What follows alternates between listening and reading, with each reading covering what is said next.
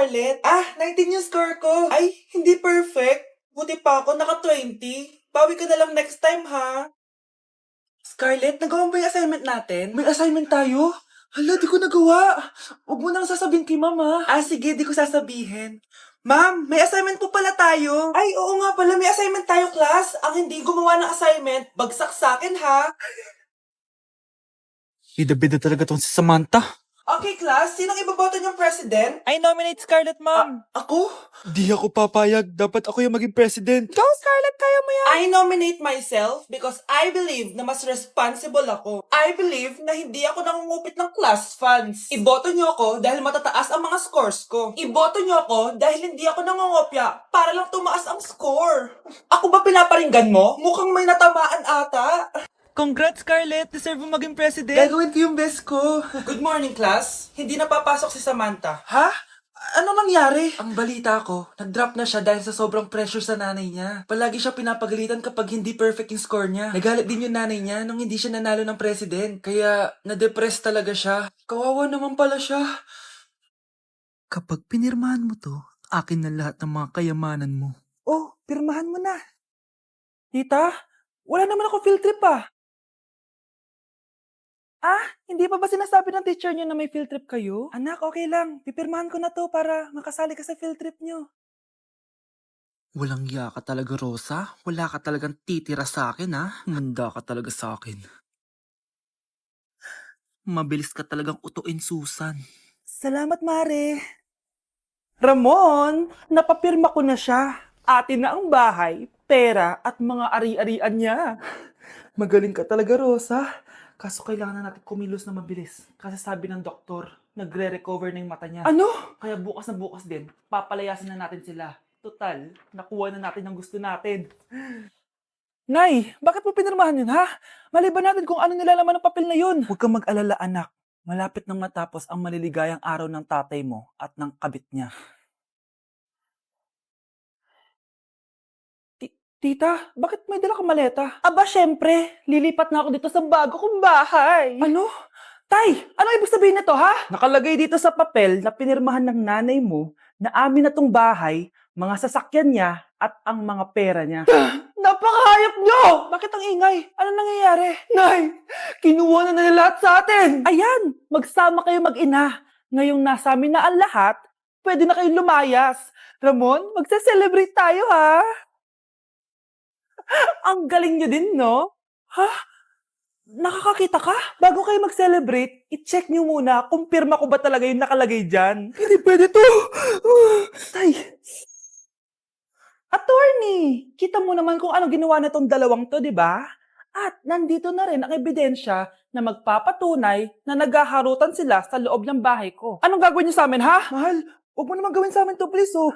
Magbabago ako, please. Oh, sorry kung natatapakan kayo pagka-love team nyo, ha? Arestuhin nyo na yung mga yan. Mag-celebrate kayo sa kulungan. Kayong dalawa, sumama na kayo sa akin sa presinto.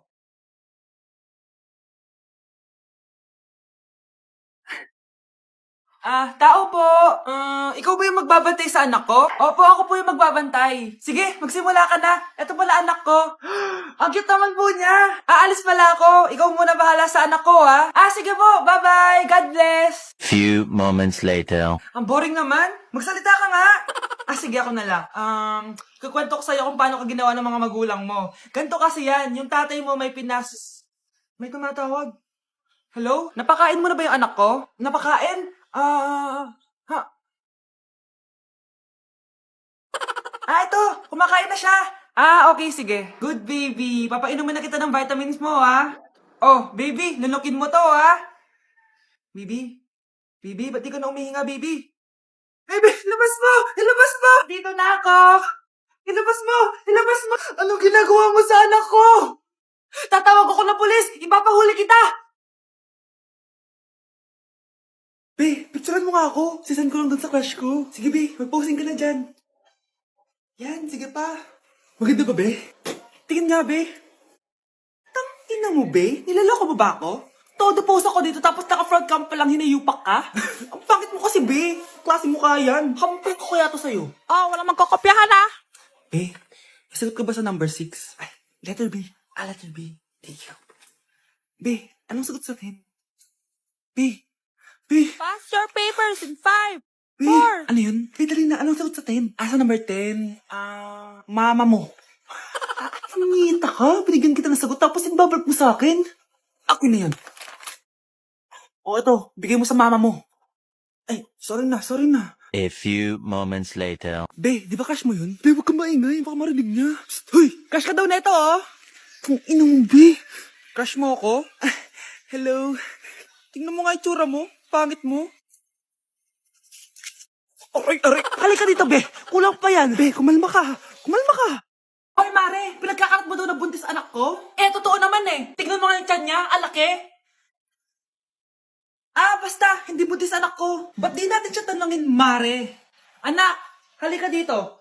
Yes, Nay? Buntis ka ba? Ha? Hindi po, Nay. Eh, bakit ang laki ng tiyan mo? Bloated lang po ako, Nay. Uminom po kasi ako ng soft kanina. Oh, bloated lang pala eh. Pinagsasabi mo dyan. Bahala ka kung ayaw mo maniwala. Sumasakit yan ko. Oh, ayan na, mga anak na.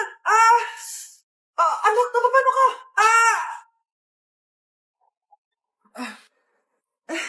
Baho. Masakit. Parang iba na to, Nay. Anak, pabiga ka. Anak, higa ka lang malalim, ha? Ire. Sige pa.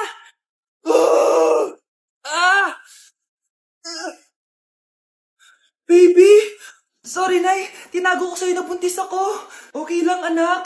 Pero sinong tatay nito? Ang tatay ng anak ko ay ang anak ni tita. Oh, anak mo pala may gawa nito? Asa na yun? Oh, ikaw, magbigay ka na sustento para sa anak nyo. Sige po. Magbibigay po ako ng 5. 5,000? 5 pesos. Wala na po kasi yung pera eh.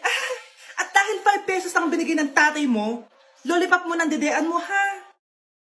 Ang bago nating top 1 ay si Samantha. Ang galing mo, Samantha. Naku, basic lang yan. Paano nangyari yun? Pasado kayong lahat, pero may isang bagsak. Si Scarlett, halatang favorite mo si Samantha. Pares lang kami ng average. Paano ako bumagsak? Di ba sinasagot mo ako? Eh, di bagsak ka ngayon.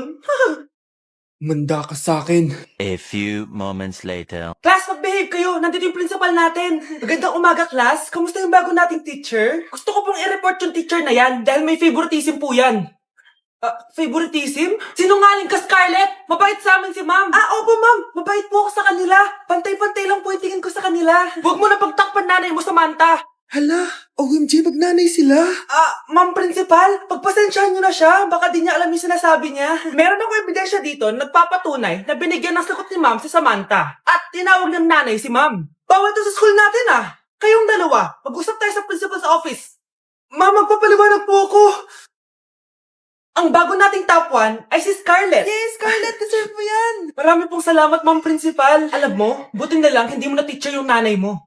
Anong sabi mo? Hindi mo ba alam na magkapatid kayo ni Samantha? Iisa lang kayo ng nanay. Kyle, anak, uuwi yung mga kapatid mo. Talaga, Nay. Tagal kong hinintay ito. Grabe, akala ko nakalimutan na nila tayo kasi successful na sila eh. Miss ko na sila. Tagal na din nung last na pumunta sila dito. O sige na, anak, hintayin mo sila sa labas, ha? Maghahanda lang ako ng kakainin natin mamaya. Uy, Kyle, balita ko, uuwi yung mga kapatid mo opo, tita. Paano niyo po nalaman? Basta! Siguro proud yung nanay mo kasi successful yung mga anak niya, no? Oo naman, tita. Nagbunga lahat ng paghihirap ni nanay sa kanila. Deserve niyo yan. Malapit nyo nang malaman ng totoo. Walang sikretong hindi nabubunyag. Pasok na po ako, tita. Sige.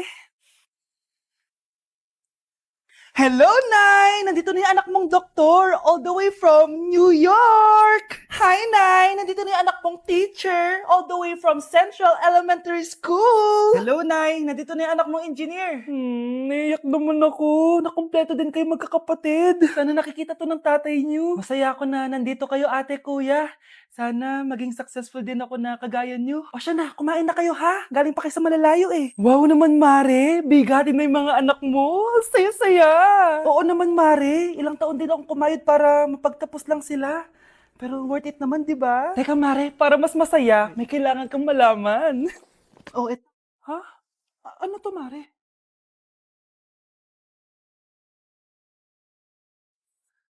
Nay, bakit po? Mga sinungaling kayo?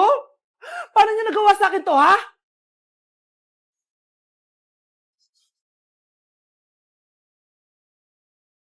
Oh, maganda na kayo. Mag-Christmas party na tayo. Merry Christmas, babe!